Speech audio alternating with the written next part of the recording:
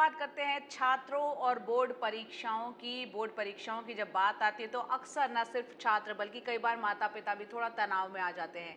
लेकिन क्या आप जानते हैं कि 10वीं और 12वीं के बोर्ड के एग्जाम कुछ राज्यों में आसान होते हैं और कुछ में मुश्किल।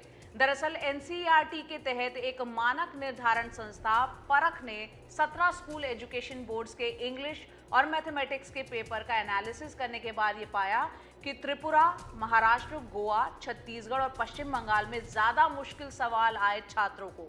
10वीं और 12वीं की बोर्ड परीक्षाओं में ज्यादा मुश्किल सवालों का उनको सामना करना पड़ता है। पिछले एक साल से परख ने पहली बार केंद्र सरकार की ओर से देश भर के स्कूल बोर्ड्स द्वारा असेसमेंट को स्टैंडर्डाइज करने के लिए एक फॉर्मूला विकसित करने की कोशिश में एक एनालिसिस किया है। परख की लेटेस्ट रिपोर्ट जो सामने आई है उसमें बोर्ड्स में समानता स्थापित करने में हाल ही में इसके रिजल्ट पब्लिक किए गए और रिपोर्ट के मुताबिक Tripura board of secondary education में सबसे ज्यादा 66.6% कठिन सवाल थे। महाराष्ट्र राज्य माध्यमिक और उच्चतर माध्यमिक शिक्षा बोर्ड में 53.57%। वहीं गोवा बोर्ड की अगर बात करें तो 44.66%। छत्तीसगढ़ माध्यमिक शिक्षा बोर्ड में 44.44% और पश्चिम बंगाल माध्यमिक शिक्षा बोर्ड में 33.33% का स्थान रहा। इन पांचों बोर्ड्स में से छत्तीसगढ़ के छात्रों की स्थिति थोड़ी बेहतर थी क्योंकि उनके पेपर में लगभग आधे यानी 47% के आसपास सवाल आसान थे। और इसी पर चर्चा के लिए कि तमाम जानकारी जो परख रिपोर्ट में निकल कर आई है, कुल मिलाकर 17 बोर्ड्स के पेपर देखने पर यह नतीजा सामने आया कि इस रिपोर्ट में बोर्ड्स को क्वेश्चन पेपर्स ऐसे तैयार करने की सलाह दी गई जो छात्रों को रचनात्मक और कल्पनाशील बनाने में मदद करे।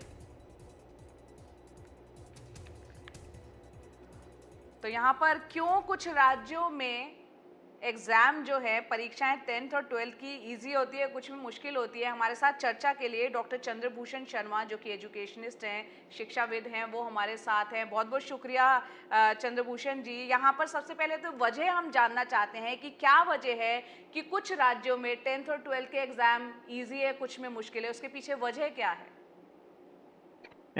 सबसे पहले तो मैं ये कहूंगा कि मैं केवल शिक्षाविद ही नहीं, मैं देश के सबसे बड़े school board national institute of open schooling का चेयरमैन रहा हूं। तो मैंने बोर्ड की परीक्षाओं को बड़े नजदीक से देखा है। और जब राष्ट्रीय शिक्षा नीति हम बना रहे थे उस दरमियान हमने स्कूल बोर्ड्स को बड़े नजदीक से देखा और समझने का कोशिश किया कि ये बोर्ड्स अलग अलग कैसे हैं। ये अलग अलग होगा ही क्योंकि ये अलग अलग अधिकारी इसको देखते हैं और उनकी समझ से वो तैयारी कराते हैं और क्वेश्चन बनते हैं या परीक्षा होती है। कुछ राज्यों की ये समझ है कि बहुत सही सवाल पूछे जाएं, कठिन सवाल पूछे जाएं ताकि मेरा विद्यार्थी बिल्कुल समझे कि वो क्या प्रतिशत लेके आ रहा है और उसके लिए तैयार हो। मुझे याद है कि छत्तीसगढ़ की सरकार ने ये तय किया था 2021 में कि क्वेश्चन पेपर और आंसर शीट बच्चों को दे दिए जाएंगे, वो घर ले जाएंगे और 7 दिन के बाद अपना उत्तर पुस्तिका जमा करा देंगे। इसको कौन परीक्षा मानता है? मैं ये बात इसलिए उठा रहा हूं कि हम लोगों ने बोर्ड को बहुत सीरियसली लिया ही नहीं।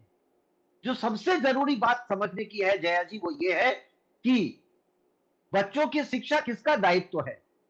राजनेताओं का दायित्व है या शिक्षाविदों का दायित्व है? राजनेता तो राजनीति करने के लिए होते हैं, तो उनका काम राजनीति करना होता है। ये सारे स्कूल बोर्ड राजनेता के अंडर में क्यों है? इसको सरकार से बाहर इंडिपेंडेंट ऑटोनोमस ऑर्गेनाइजेशन होना चाहिए, जैसे यूनिवर्सिटी ग्रांट्स कमीशन है। पहला प्रश्न जो मैं उठाऊंगा, क्यों सरकार के बाहर? और मे भी आज बीजेपी सरकार में है, कल कोई और दल होगी, मैं सबों के लिए एक साथ कह रहा हूं, सरकार को अपने से बाहर इंडिपेंडेंट एक बॉडी बना करके उसको दायित्व देना चाहिए कि वो सारे बोर्ड्स को देखे और कहे कि आपने कैसा काम किया। मुझे याद है 2017-18 में केंद्र सरकार चूंकि देखती थी, उसने तय किया था कि मॉडरेशन नहीं होगा मार्क्स का। Moderation is a scientific process. और ये जो तय कर रहे थे उनको समझ ही नहीं थी इस बोर्ड कैसे चलता है। मैं ये उदाहरण इसलिए दे रहा हूं क्योंकि मैं ये स्ट्रॉन्ग आर्गुमेंट दे रहा हूं कि जैसे यूनिवर्सिटी ग्रांट्स कमीशन आपका सरकार के बाहर एक ऑटोनोमस इंडिपेंडेंट बॉडी है जो शिक्षाविदों की होती है, जो हायर एजुकेशन समझते हैं वो चलाते हैं, वैसे सरकार के बाहर एक स्कूल एजुकेशन कमीशन होना चाहिए जो ये देखे कि कैसे चल रहे हैं स्कूल बोर्ड्स। ये इंडिपेंडेंट नहीं होने चाहिए सरकारों के अधीन। सरकार की अपनी अपनी बाध्यताएं होती हैं, दायित्व होता है और उनके परेशानियां होती हैं। तो जैसे छत्तीसगढ़ सरकार ने किया कि सबों को पास करा दो, वैसे कोई और बोर्ड कर सकती है। तो जिस चंद्रभूषण राज्य की यहाँ सरकार की चिंता। जी, यहाँ सवाल ये भी है, अगर कुछ स्टेट में ज़्यादा मुश्किल सवाल आ रहे हैं 10th और 12th में, हमने देखा त्रिपुरा हो, चाहे महाराष्ट्र हो, गोवा हो, ऐसे कई राज्य हैं, तो ज़ाहिर-सी बात है उन बच्चों को, उन छात्रों को लगेगा कि एक असमानता वाला व्यवहार, तो उसमें एक सुधार की बिल्कुल बहुत बड़ी गुंजाइश है। गुंजाइश नहीं, आवश्यकता है। ये 70-75 सालों तक ये नहीं किया है, ये करने की आवश्यकता है, बहुत जरूरी है। देखिए क्या होता है, अगर मैं ये बात कह सकता हूं कि केरल ने 100% नंबर हजारों में बच्चों को दे दिया, छत्तीसगढ़ ने दे दिया। जब दिल्ली विश्वविद्यालय एडमिशन खोली तो सबके सब बच्चे वहां से आके भर गए। मुझे याद है एक साल कॉमर्स में आंध्र प्रदेश के एक स्कूल के सारे बच्चे आ गए थे, क्योंकि वहां कुछ नकल हो गया था। कोई रास्ता जी। नहीं था, क्योंकि आप मार्क्स बेसिस पर एडमिशन ले रहे थे। हुँ, उसी का परिणाम है कि आप सीयूईटी कर रहे हैं, central university admission entrance test. ये होना ही नहीं चाहिए, क्योंकि यूनिवर्सिटीज ऑटोनोमस है, उनको अपने तरह से एडमिशन लेना चाहिए। लेकिन झक मार करके केंद्र सरकार को जी, सीयूईटी लाना पड़ा है। ये जी, रिट्रोगेट स्टेप है, ये अच्छा स्टेप नहीं है, जी। लेकिन कर रही है सरकार। तो मैं कहूंगा चलिए ठीक है।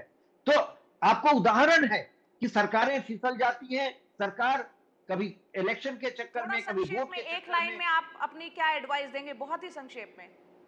मेरा ये कहना होगा कि सरकार को एक स्कूल एजुकेशन कमीशन बना करके, और स्कूल एजुकेशन जी, देश भर में कैसे चलेगा उसको जी, देना चाहिए, और वो सारे स्टेट के स्कूल बोर्ड्स को कोऑर्डिनेट करे, और जी, उसी के नियम के हिसाब से, जैसे यूनिवर्सिटी ग्रांट कमीशन चलाती है, जी स्कूल डॉक्टर। एजुकेशन कमीशन को चलाना चाहिए। जी डॉक्टर चंद्रभूषण जी, बहुत-बहुत शुक्रिया ये अहम जानकारी हमारे साथ शेयर करने के लिए और इस पर चर्चा करने के लिए। बहुत-बहुत शुक्रिया।